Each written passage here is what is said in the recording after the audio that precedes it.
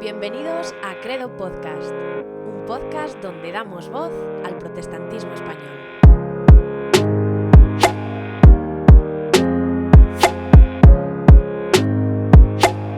Bienvenidos a todos, muchas gracias por estar acompañándonos un episodio más. Ya vamos por el 7º episodio de esta serie de Credo Podcast. Ya sabéis que somos un espacio donde queremos reflexionar sobre temas relacionados con la teología, la fe y la Biblia desde una perspectiva del protestantismo español. Somos la red Credo y si quieres conocernos un poco más puedes entrar en nuestra web www.credoreina.com. Así que hoy continuamos en este 7º capítulo en el que estamos abordando la confesión de fe de Casiodoro de Reina. Y hoy tenemos, vamos a hablar de muchos temas. Y como siempre tenemos la compañía maravillosa de mis hermanos y amigos Andrés. Hola Andrés. Hola Sara. Y de Samuel. ¿Qué tal? Buenas tardes. Samuel, ¿qué tal por tu tierra? Buenas tardes, aquí deseando de participar en esta nueva edición. Fuerte abrazo para todos.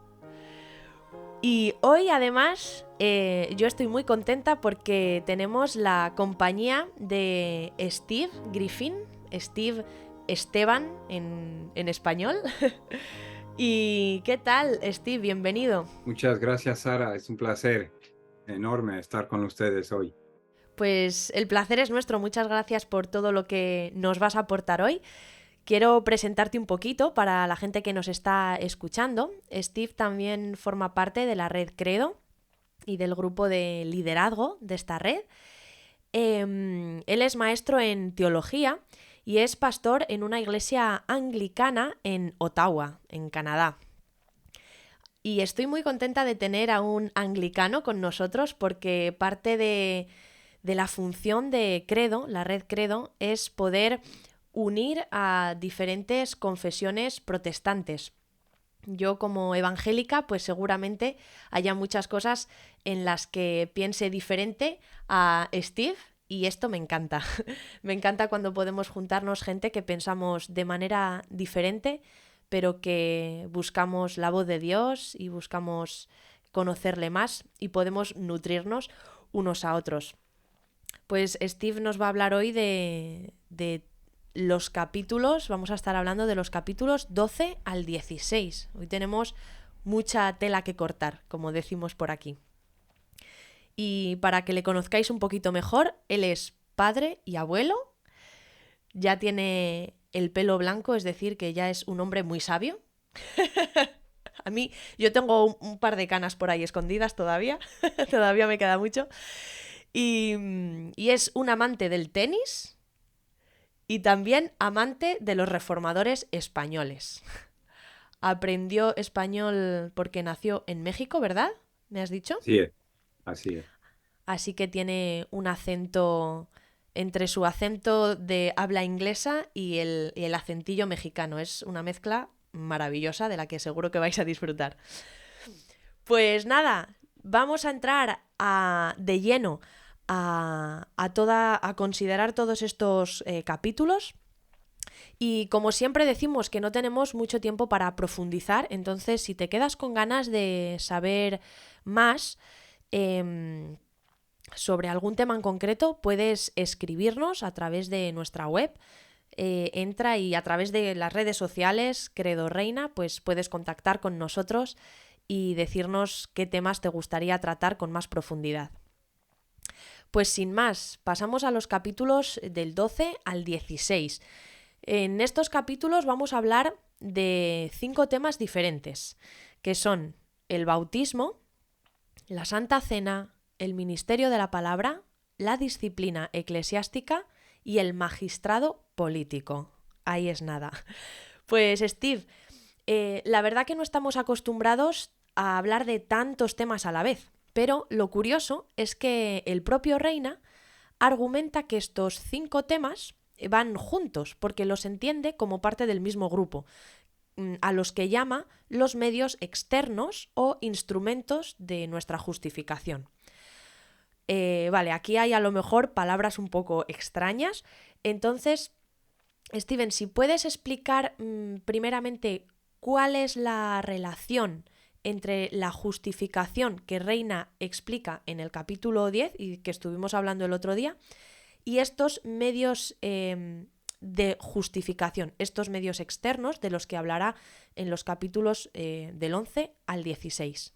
Gracias, Sara. Sí, creo que a mí me toca presentar algo más o menos global aquí porque para que arranque desde ahí Andrés con los temas particulares, pero sí, la pregunta es muy buena y yo diría que la respuesta se puede resumir con una palabra, la iglesia, porque lo que están pensando los reformadores del siglo XVI, sobre todo, están pensando que la justificación, y ya sé que ustedes hablaron de esta doble justificación, si necesitamos podemos profundizar un poquito más en eso, pero lo que quería decir es que los reformadores del siglo XVI no pueden, casi no piensan en la salvación aparte de la iglesia, incluso la iglesia visible. Así es que ahí entra ya luego la cuestión de los instrumentos externos, así como podemos hablar de la palabra predicada como una cosa externa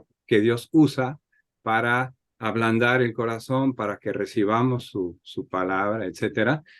También están pensando en los medios externos, el bautismo, la Santa Cena, como instrumentos externos de la justificación. De hecho, Juan Calvino, en su cuarto libro de la institución de la religión cristiana, no sé si Calvino mismo pone el título, pero lleva el título más o menos de que los medios externos que Dios usa para unirme a Cristo y para mantenerme en Él, pues incluyen todo lo que él menciona y que desarrolla en el cuarto libro de ahí de la institución. Así es que está hablando también de los medios externos de la gracia divina. Lutero, por su parte, dice que el que quiere encontrar a Cristo debe encontrar primero la iglesia, pues fuera de la iglesia no hay verdad, ni Cristo, ni salvación. Los reformadores del siglo XVI pueden hablar de la iglesia como arca de salvación. Bucero dice, Cristo ofrece y presenta la remisión de los pecados, la comunión en sí mismo y la vida eterna mediante la predicación de la palabra y los sacramentos. Así es que todo esto lo están pensando de forma eclesial. O sea que llegando a Reina, y Andrés mencionó algo de la sofisticación teológica de Reina, que nos encanta. Si se fijan bien en la declaración, Reina desarrolla su cristología de una manera muy eclesiológica, es decir, desarrolla el aspecto de la iglesia, ¿verdad? Luego, hablando del triple oficio de Cristo, habla de la manera en que nosotros como iglesia participamos en ese triple oficio. Cuando llega, vamos a ver más adelante, cuando llega a la doctrina de la salvación, del Espíritu Santo, que también es muy desarrollado en la declaración. También desarrolla el aspecto eclesial a través de las marcas de la iglesia verdadera.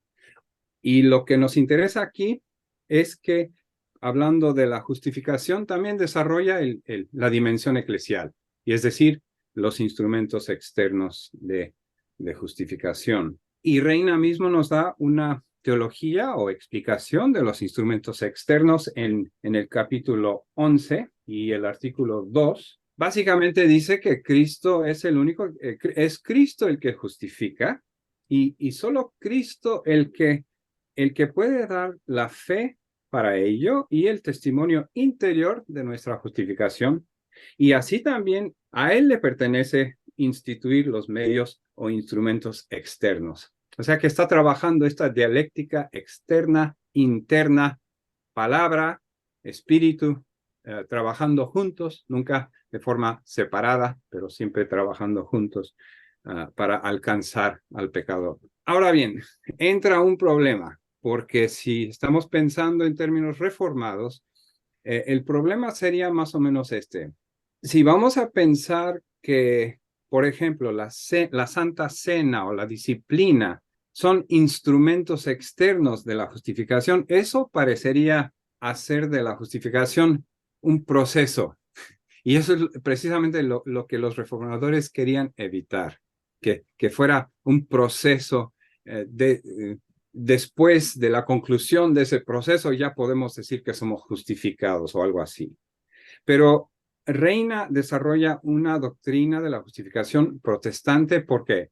Pues porque no es un proceso, es un acontecimiento. En el capítulo 15, un ejemplo nada más, hablando de la eclesiástica disciplina, que vamos a comentar un poco más adelante, dice, aunque por el ejercicio de la eclesiástica disciplina no seamos justificados, parece que con razón la debemos poner entre los medios externos de nuestra justificación. Es decir, un ejemplo de la manera en que un instrumento externo no es un instrumento que debemos practicar para así de esa manera ser justificados. Ya hemos sido justificados. Este es el fruto de nuestra justificación. La justificación para Reina es un acontecimiento en el que los creyentes permanecen o habitan por la fe. Por eso la justificación y la santificación van íntimamente ligadas, ¿verdad? Porque no se ven de forma separada, no, son distintas, pero se entienden por la obra del Espíritu Santo como una obra, por decirlo así. Y en términos más o menos luteranos, la justificación o la santificación se puede definir como la actividad del creyente por la cual el creyente se llega a acostumbrar más y más y más a su justificación, que es algo que vemos en Bucero, en Lutero. Tenemos no lo voy a leer ahora, pero pueden mirar otra vez más en las cuestiones de mérito, que rechaza Reina como mérito. También afirma que podemos estar seguros de nuestra salvación, de nuestra justificación en el capítulo 10 y el artículo 2. Y ahora, por fin, llegamos a los medios externos en su conjunto, cómo los debemos considerar como conjunto. Pues yo creo que primero podemos recordar que ese triple oficio de Cristo, como profeta, sacerdote y rey, y que es el Espíritu Santo, como mencioné, nos hace partícipes de ese triple oficio. Y si este es el caso, pues podemos esperar, estando en Cristo, un triple medio también, un triple medio externo de nuestra justificación, que es el ministerio de la palabra, que Reina menciona en segundo lugar, después de los sacramentos, pero el ministerio de la palabra, los sacramentos y la disciplina eclesiástica. Estos, yo diría, en la lógica de estas triadas que les encanta a Reina, es este triple medio de justificación se corresponde a la obra de Cristo como profeta, sacerdote y rey, el ministerio de la palabra, de los sacramentos, sacerdote, rey, disciplina eclesiástica, y ahí podemos profundizar más adelante.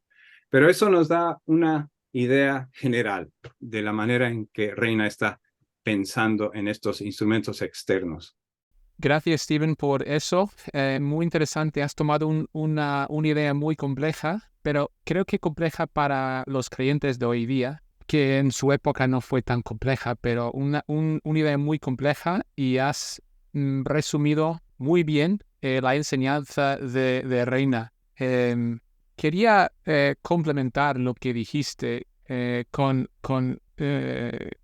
otra idea, porque yo me imagino que la mayoría de los oyentes que vamos a tener en este podcast y en Credo van a ser creyentes evangélicos o desde un trasfondo, que viene de un trasfondo más evangélico. Y yo soy evangélico y me imagino que Yo tú también. también, Steve, Steve, también eres evangélico. Yo también.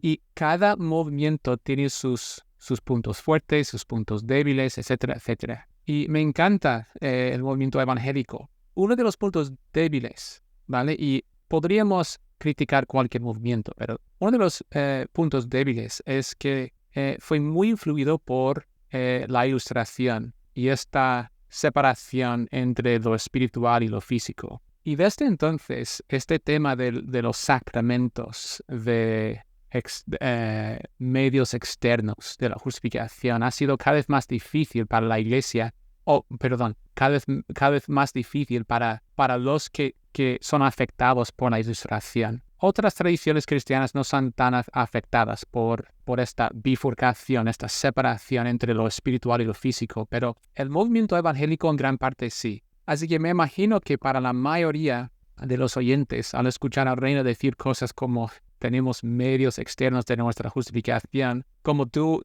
dijiste, Steven, Reina no está diciendo una cosa, pero a una audiencia moderna parece que lo está diciendo, que nuestra justificación está conectada de alguna manera u otra con mis obras o con algo que yo hago.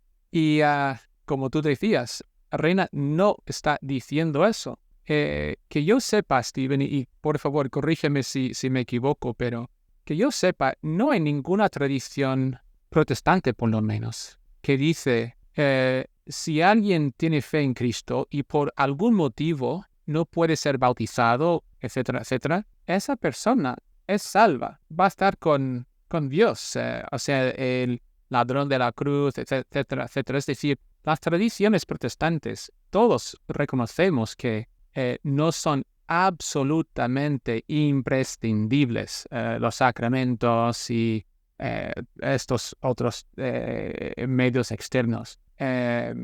¿Verdad, Steven? O sea, no hay ninguna tradición que dice eso. O sea, todos reconocen que hay excepciones, ¿no? Y eso es muy importante para los evangélicos. Los evangélicos dicen o decimos, pues si no es absolutamente esencial, pues no es importante. Y eso es precisamente lo que Reina quiere evitar. Bueno, no sé si él lo quiere evitar, pero porque en el siglo XVI no estaban pensando en estos términos.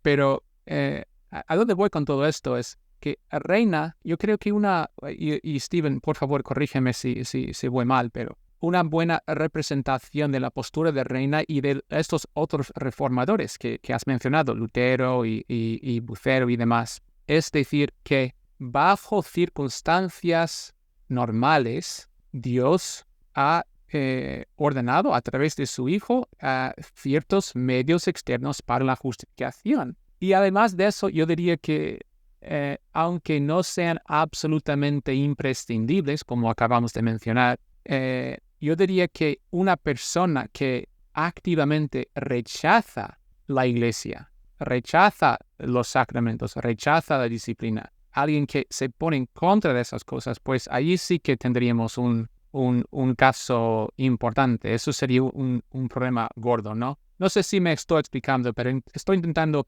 actualizar esta teología de Reina para nuestros oyentes.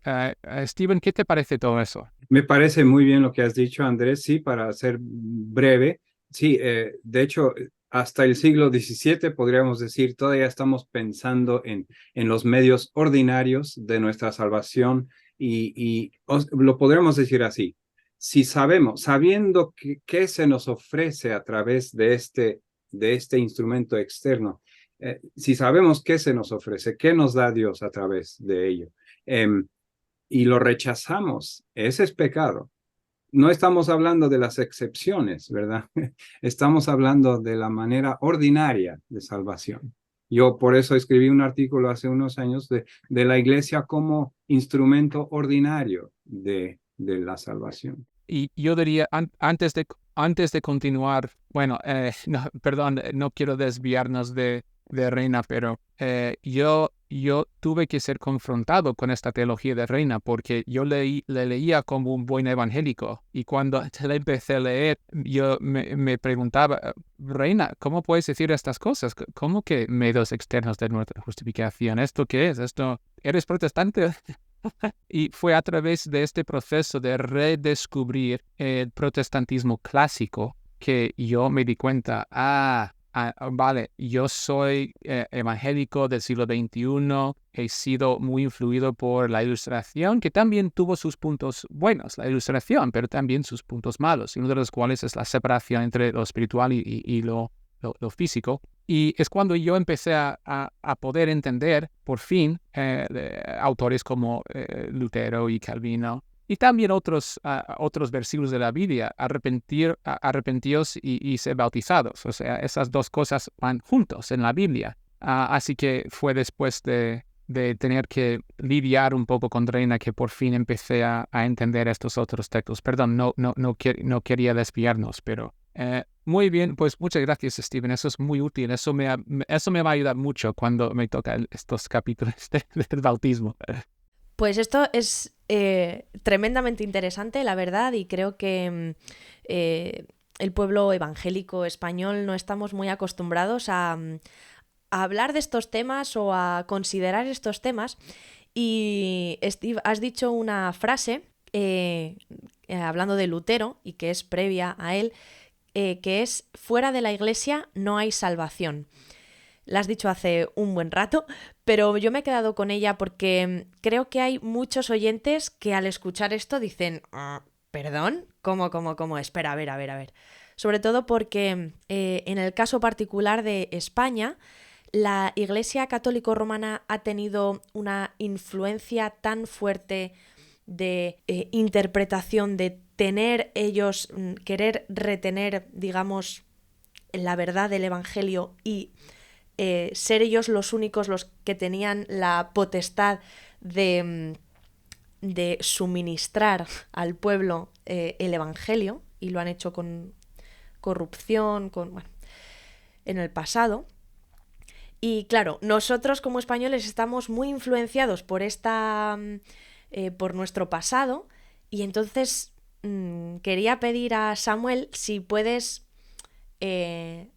darnos una explicación de por qué podemos decir sin temor que fuera de la Iglesia no hay salvación. ¿A qué se está refiriendo realmente Lutero con esta afirmación? Bueno, esta afirmación no solamente, muchas gracias Sara, no solamente de Lutero, viene desde de los primeros años del cristianismo. Y para esto hay que romper mitos antes de nuestra cabeza o falsas concepciones. Primeramente, no tenemos que ver la palabra iglesia como la institución católico-romana o como la santa sede esta que se levanta a lo largo de los siglos. Es muy diferente a lo que realmente se quiere decir con esta frase. Como cristianos somos iglesia, y como iglesia, esta iglesia, esto se manifiesta en nosotros, debemos vivir como iglesia. O sea, si somos cristianos, somos salvos. Si somos salvos, pertenecemos a la iglesia. No hay un cristiano como desingresado, sin iglesia. No hay un llanero solitario que vive solo. Entonces, como cristianos formamos parte de la iglesia universal que se manifiesta de diferentes particularidades, variedades en las iglesias locales que es donde nos congregamos. Pero cuando se quiere referir que fuera de la iglesia no hay salvación, se refiere que fuera del cuerpo de ser cristiano no podemos hallar salvación más allá. Entonces, como iglesia se manifiesta esta iglesia universal, diferentes variedades de iglesias locales, pero realmente, aunque aquí hayan anglicanos, haya bautistas, haya presbiterianos, somos la única iglesia santa, que significa apartada, significa católica universal, porque somos todos los cristianos, formamos parte de ella, pero no romana, sino una iglesia reformada, una iglesia bíblica, una iglesia en la que nos hacemos llamar iglesia asamblea de aquel que nos ha llamado de las tinieblas a la luz admirable. Por eso, fuera de esto no puede haber salvación. La iglesia, la cabeza a recordar, es Cristo. Sin Cristo no hay salvación. Y ahí no hay denominaciones ni nada. El que cree en el Señor Jesucristo, pues es salvo y es hijo de Dios. Y ahí da igual el título, el apellido que tengas después, ¿no? Pues gracias por esta aclaración, Samuel. Y Andrés, vemos que los temas abordados en los 3 capítulos de los que hemos estado hablando corresponden justamente a las 3 marcas de la Iglesia, que hablaba también Steve, que son las marcas desarrolladas por los protestantes en el siglo XVI. Hablan de la predicación de la palabra, administración de los sacramentos y la disciplina eclesiástica, que justo están relacionadas con los 3 oficios de Cristo que nos decía Steve. Y entonces vamos a empezar hablando de los sacramentos. que lo aborda ya en el primer capítulo del que habla es en el 11 y luego también el 12 y el 13, que son capítulos en los que sí que vemos ya por fin una variante importante entre las dos ediciones, la latina y la española. Recordamos a nuestros oyentes que había habido 2 ediciones de esta confesión y que en algunos lugares había variantes. Hasta ahora no habíamos encontrado, pero ahora sí. Así que Andrés, si nos puedes contar un poco cuáles son esas variantes y después resumir la teología de Reina aquí. Pues sí, por fin me pongo muy contento porque os puedo enseñar este trabajo. Los oyentes no lo pueden ver, pero por un lado tengo el latín y por otro lado el español. Y he comparado los 2 textos y ves aquí en amarillo todas las variantes y en azul donde concuerdan. Y ha sido un trabajo súper laborioso, pero con mucho fruto. Ya podemos ver visualmente con nuestros ojos las variantes entre los 2 textos. Y sí, en este tema de los sacramentos, del bautismo y de la Santa Cena, vemos que hay algunas variantes importantes. En cuanto al bautismo, hay una variante importante con los lectores cuando leen el capítulo 12, el tercer párrafo, cuando habla del pedobautismo. Eso no apareció en el primer borrador de la versión latina. En la segunda versión latina sí que apareció, y también la versión española, pero en el primer borrador, la primera versión de la edición latina o del manuscrito latino, no apareció. Ahora, voy a volver a hablar de eso cuando llego a la teología del bautismo, pero solo quería mencionar eso. Y también en la Santa Cena hay una variante importante. Esto es un poco más difícil de explicar porque el número de los párrafos en la edición latina son diferentes del número de los párrafos en la edición española. Pero básicamente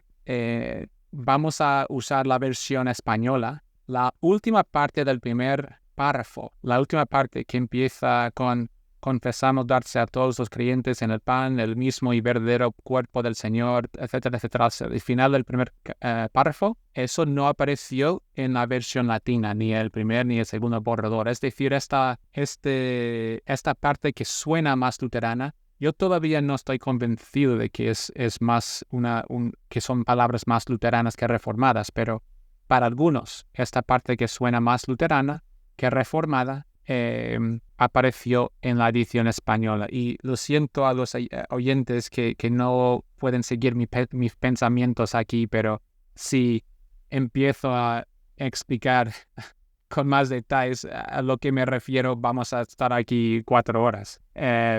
Además de esto, hay algunas variantes muy interesantes entre estas 2 ediciones, así que para los oyentes podéis orar por mí porque estoy trabajando en un comentario sobre la confesión de Reina y voy a sacar a luz todo esto en la obra publicada. Así que eso en cuanto a las variantes. Hay otra variante, pero no lo voy a mencionar. Pero entremos en la parte más interesante, me imagino que para muchos, es la teología. ¿Qué es lo que quiere decir Reina en estos capítulos sobre el bautismo y la Santa Cena?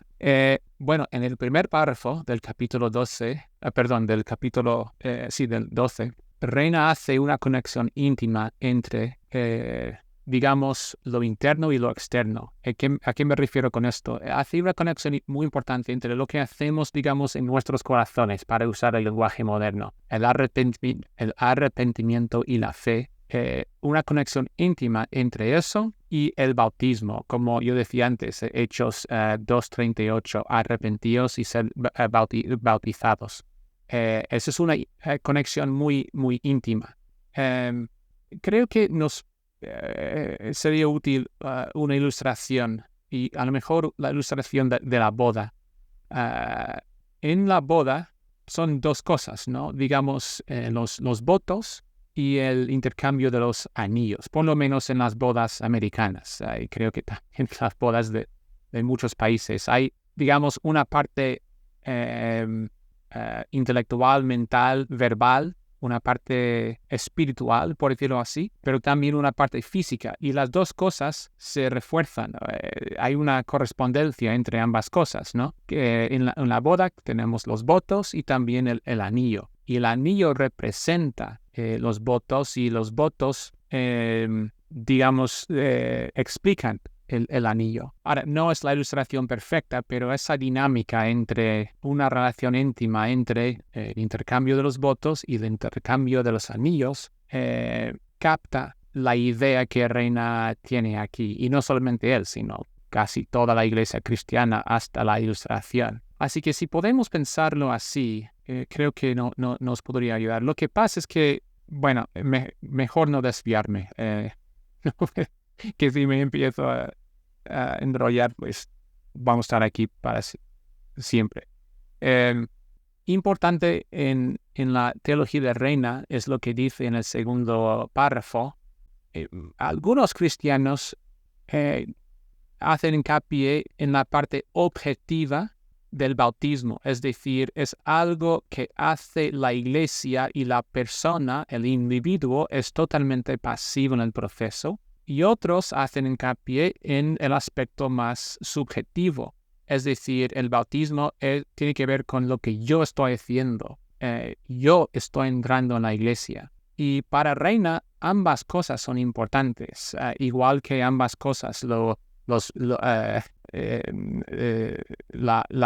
arrepentimiento y la fe y el bautismo, ambas cosas son importantes, pues en el bautismo la iglesia tiene su parte, la iglesia recibe a la persona, reconoce que la persona es salva, es cristiana, pero la persona se compromete a vivir una vida santa, renuncia a la carne, el demonio, el pecado, el mundo y todo eso. Así que ambas cosas son importantes. Y el tercer capítulo, como hemos dicho, no se incluyó en el primer borrador de la confesión. Ahora, quiero decir un par de cosas. Número uno, al final, Reina sí que incluyó este párrafo, no solamente en la versión latina, sino en la versión española. Y esto está aquí. Reina era Pedro Bautista y otros protestantes españoles también lo eran. Así que podemos decir que a nivel oficial, por lo menos de las versiones publicadas o las versiones finales, Reina y otros eran Pedro Bautistas, igual que todos los protestantes menos los anabautistas, todos eran Pedro Bautistas. Y él da sus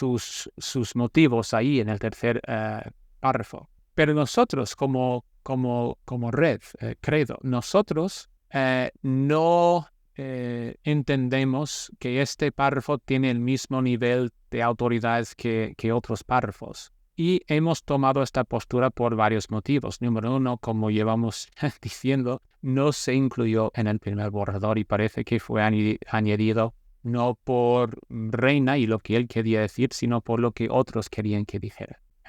Número dos, varios protestantes españoles, siendo pedobautistas, ¿vale? Siendo pedobautistas, no querían dividir la iglesia sobre este tema. Ellos no eran credobautistas y ellos no, pero no querían excluir a los credobautistas de la iglesia, y hemos tomado más o menos la misma postura.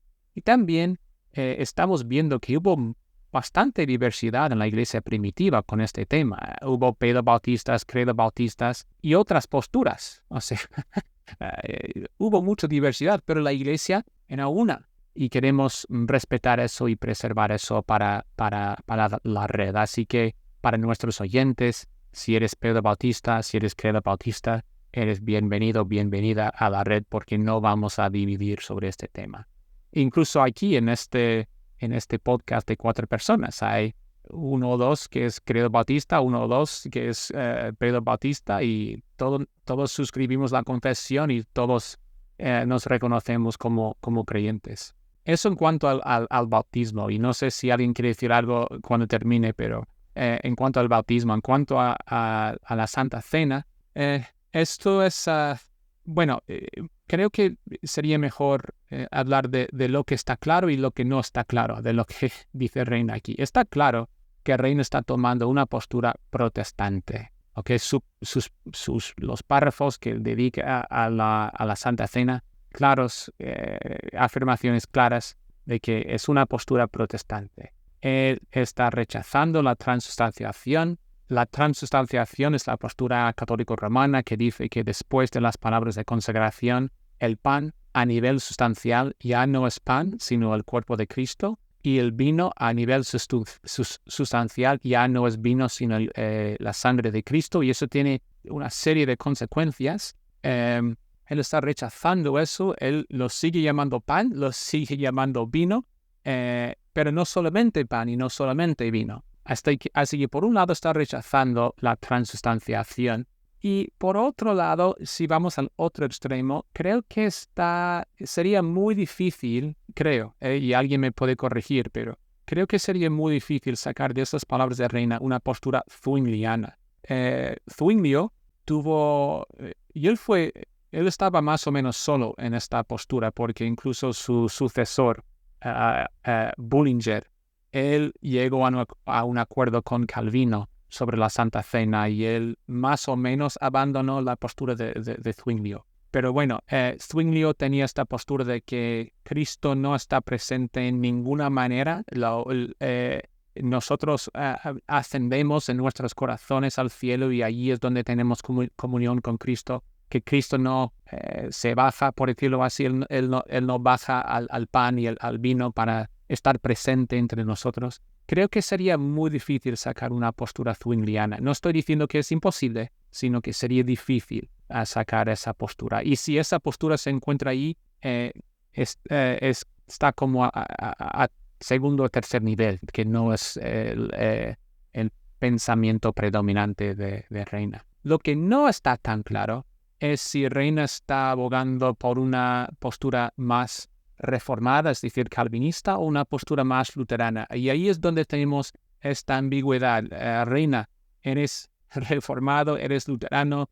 ¿Qué hacemos con esto? Y lo que complica más el tema es que tenemos estas variantes entre estas dos ediciones. Yo creo que la mejor solución, y yo publiqué un capítulo en el libro sobre Reina, en ese libro, Reina en sus cartas, no en su confesión de fe, sino en sus cartas y otras obras que publicó, él abogaba por una postura que se llama la Concordia de Wittenberg, ¿vale? La Concordia de Wittenberg, 1536. Los oyentes lo pueden buscar en Wikipedia, hay un artículo allí, creo.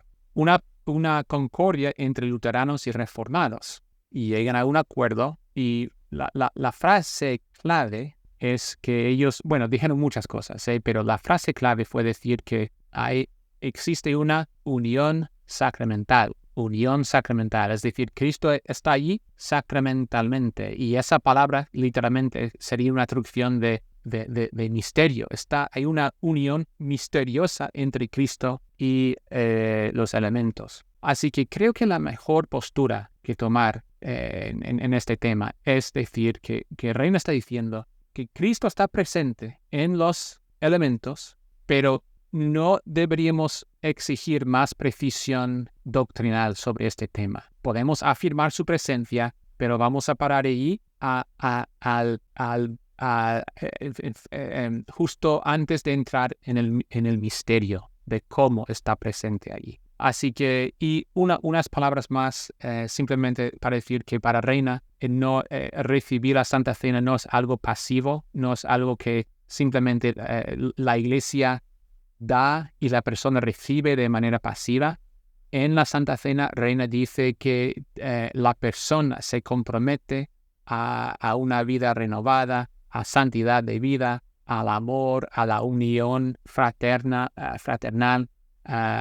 Así que para él es algo más activo. Sé que he dicho mucho sobre esto, he intentado resumir su teología muy, muy brevemente. Steven o Samuel, no sé si uno de los dos, si tenéis algún comentario o algo que añadir, complementar o incluso rebatir.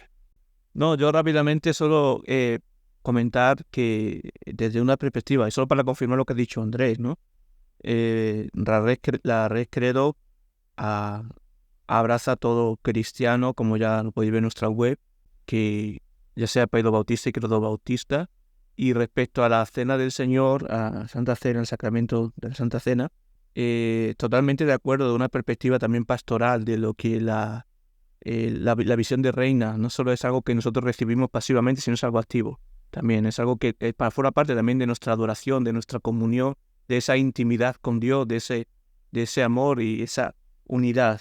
Y el domingo pasado, algo rápidamente, porque se quedamos justo de tiempo, el domingo pasado celebramos la Cena del Señor y precisamente hablaba de esa unión, o sea, enseñamos en nuestra iglesia esa unión sacramental, esa unión, y esto toma mayor sentido y el gozo, el momento especial no solamente como un ritual y ya se pasó, es algo de un momento de adoración en el que hay una unión también sacramental con Cristo, y ese momento especial, maravilloso, en el que corazones son quebrantados, fuerzas renovadas, heridas del corazón sanadas. Y esto forma parte de esos medios, y hace un hilo con lo que estaba diciendo Steven en el principio, de esos medios externos también que Dios usa. Sí, sí, excelente. Sí, yo solo quería añadir que la preposición en nos puede llevar a cierta confusión, porque la Concordia de Wittenberg nos permite, si somos luteranos, matizar nuestra teología de la cena, y si somos calvinistas, también matizar. En mi opinión, yo lo veo como la teología de Reina la leo como calvinista, más o menos, pero matizada, porque sí habla de recibir a Cristo en los elementos, ¿verdad? Pero también él rechazó lo que llamaban creo que la llamaban la manducación oral, ¿verdad? Que estamos recibiendo a Cristo con la boca, que es lo que están rechazando los protestantes. Y por eso es bueno tal vez mirar qué significa la preposición, porque no es una presencia cuantitativa de Cristo, es una presencia espiritual y sacramental. Así lo explicamos en la tradición anglicana reformada. Sí, los calvinistas igual. Pues ya tenemos un tema, porque me encantaría hablar más de la teología de la Santa Cena de Reina, no solamente desde una perspectiva pastoral, que yo creo que hay mucha sabiduría en lo que está haciendo Reina, sino desde una perspectiva académica, porque tú acabas de aludir, Steven, a la manducación oral, una de las frases clave del siglo XVI, y para la gente más académica seguro que ellos también estarían encantados de meterse en todos estos matices de la Santa Cena. Por desgracia tenemos que aparcar el tema por ahora, pero a lo mejor en un episodio futuro podemos volver y hablar por horas de la teología de Reina sobre la Santa Cena. Pues muchas gracias, estoy aprendiendo mucho, y algo que rescatar para mí es en esa concordia de Wittenberg, lo que decías, Andrés, podemos llegar como hasta un punto de afirmación, y los seres humanos no tenemos explicación para cada cosa. Hay cosas que le corresponden al misterio de Dios. Para eso Él es Dios y nosotros sus criaturas. Y hay mucho misterio, valga la redundancia, en cómo ese Dios se manifiesta en este mundo y cuáles son los medios que usa todo este intercambio entre Dios y los hombres. Para mí hay muchas cosas que justamente coinciden con esas controversias, ¿no? Que los seres humanos no nos ponemos de acuerdo. Yo creo que es porque hay cosas donde simplemente no podemos llegar. Pero siempre queremos seguir investigando y aprendiendo más. Esto es una buena disposición. Pues llegamos ya al punto de la confesión, en la que Reina habla del ministerio externo de la palabra de Dios. Vamos a cambiar ahora de tema. Habla del ministerio de la palabra y de la autoridad de los ministros. Entonces, nosotros en el capítulo 9 vimos que Reina dice que Cristo, la palabra y el Espíritu Santo son nuestros únicos maestros, pero indica que esta afirmación no quita autoridad al ministerio de la palabra, ¿no? Así que, Andrés, si nos puedes resumir, por favor, lo que dice Reina sobre este oficio y sobre la autoridad de los ministros de la palabra de Dios. Pues sí, por el bien del tiempo voy a ser muy resumido en mis palabras, pero básicamente la afirmación clave que hace Reina aquí es que los ministros, es decir, Y él solamente usa esa palabra ministros, no distingue entre ancianos, pastores, obispos, él habla de ministros. Son llamados, autorizados y hechos idóneos por Cristo, ¿vale? Su autoridad, su llamado, todo viene del propio Cristo. Y esto tiene dos consecuencias importantes. Y a lo mejor para ponerlo de manera un poco provocativa, no tienen autoridad y tienen autoridad absoluta. O sea, es una consecuencia muy interesante. Por un lado, no tienen autoridad. El pastor no tiene ninguna autoridad natural, inherente, es decir, no es como el hijo del rey que tiene por naturaleza, por decirlo así, tiene autoridad. No funciona así. Su autoridad, la del ministro, su autoridad es derivada y depende de su fidelidad a la Biblia, a las Escrituras. Es decir, solo tiene autoridad cuando es fiel a la Biblia, a las Escrituras. Y eso es muy importante. Hay mucho abuso en la iglesia y ese abuso viene cuando pastores se desvían de las Escrituras. Y eso por un lado. Por otro lado, el pastor tiene autoridad absoluta. ¿En qué sentido? Pues acabamos de decir que el pastor es llamado, autorizado y hecho idóneo por Cristo y hablan por Cristo. Son sus representantes y merecen el mismo nivel de obediencia que el Señor. Funciona así en la sociedad, ¿no? Si el rey envía a un representante, pues ese representante tiene autoridad, pero solo tiene autoridad en la medida en la que habla por el rey. Si empieza a cambiar el mensaje, si empieza a desviarse, pues pierde su autoridad. Y él tiene que rendir cuentas al rey por haber cambiado el mensaje. Pero si él habla por el rey y habla el mensaje, no hacerle caso a este representante es lo mismo que no hacer caso al rey. Y eso es, obviamente, tiene muchas consecuencias para la gente de hoy. Así que tenemos que respetar a nuestros pastores en la medida en la que hablan por Cristo o en la medida en la que son fieles al mensaje de la Biblia. Pues gracias, Andrés. Pasamos ya, por el bien del tiempo, como decíamos, a la sección final y volvemos a escuchar la voz de Steven, en la que Reina habla de la disciplina eclesiástica, que es la tercera marca de la Iglesia, como estábamos diciendo. Y bueno, Reina no habla solamente de la disciplina eclesial, sino que también habla de la disciplina civil, que esto a lo mejor nos puede resultar curioso. Steve, si puedes contarnos qué está enseñando Reina sobre la Iglesia y el Estado, sobre esa unión y cómo funciona la disciplina en estos dos ámbitos.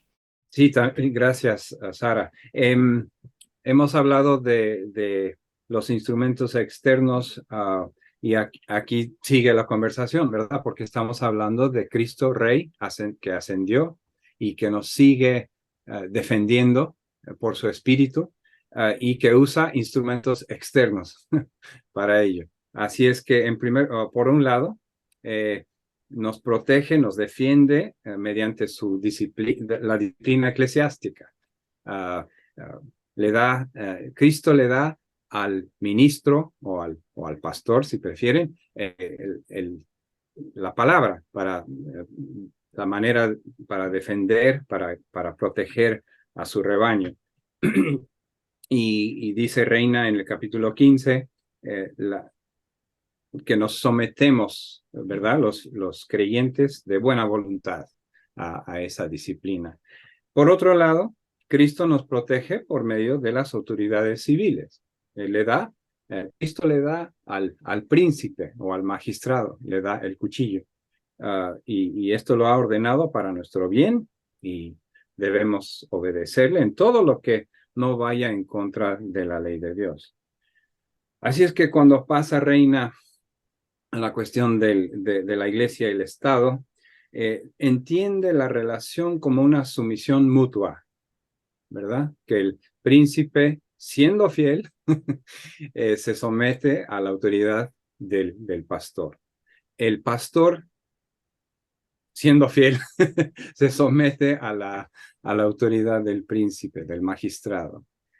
Y en su tiempo, pues Reina lo está pensando, él puede imaginarse la posibilidad de que un magistrado sea fiel, y por eso en lo ideal, y en su contexto desde Inglaterra, donde está escribiendo la primera versión de la confesión, de la declaración, pues está defendiendo hasta la supremacía del magistrado cristiano.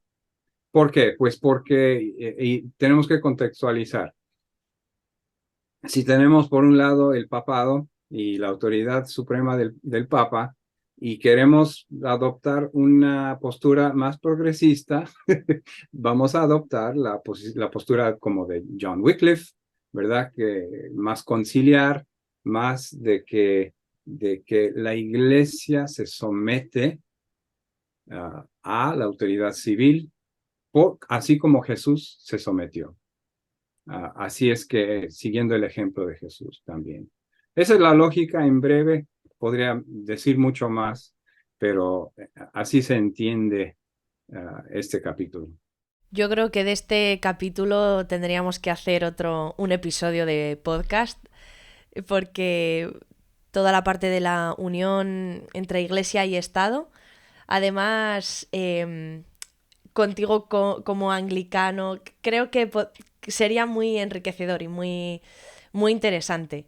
Así que, Andrés, apunta este tema para otro momento, porque a mí se me ha quedado muy corto y seguro que a nuestros oyentes también.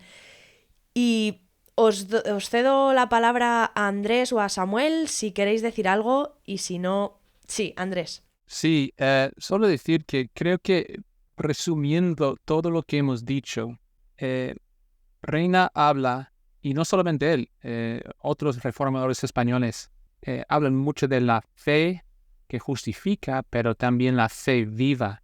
Y para ellos la fe viva habla de la justificación, pero también de la santificación. Y cuando los reformadores y también los españoles pensaban en la fe viva, estaban hablando, me encanta, Stephen, lo que has dicho, de conectar los tres oficios de Cristo con estas tres marcas de la Iglesia. No sé si esto es algo que aparece en Calvino, no sé de dónde viene, pero me encanta, porque visto desde esta manera, cuando estamos hablando de los medios externos de la justificación, lo que estamos diciendo es que la fe viva es participar en los tres oficios de Cristo como rey, sacerdote y profeta, y nuestro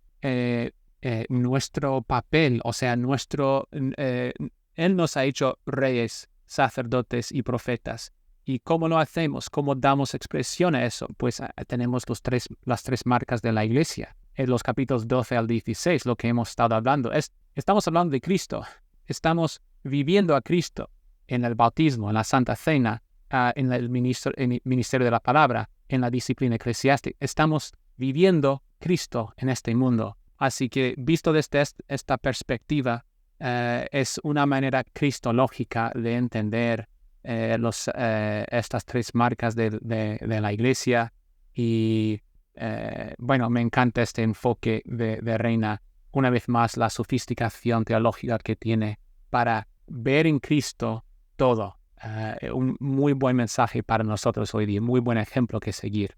Sí, además, creo que todo esto lo que muestra es, una vez más, la misericordia de un Dios que quiere hacerse presente para el ser humano con los medios con los que cuenta el ser humano. El ser humano, pues, somos seres físicos, tenemos un cuerpo. Dios se ha encarnado, se ha hecho cuerpo para hablarnos, para tocarnos, para que le podamos entender.